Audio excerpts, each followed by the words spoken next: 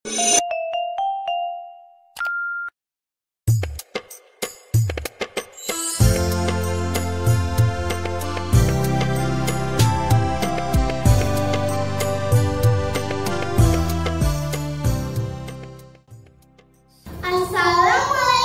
warahmatullahi wabarakatuh. Halo semuanya, perkenalkan nama saya Mikaela dari SD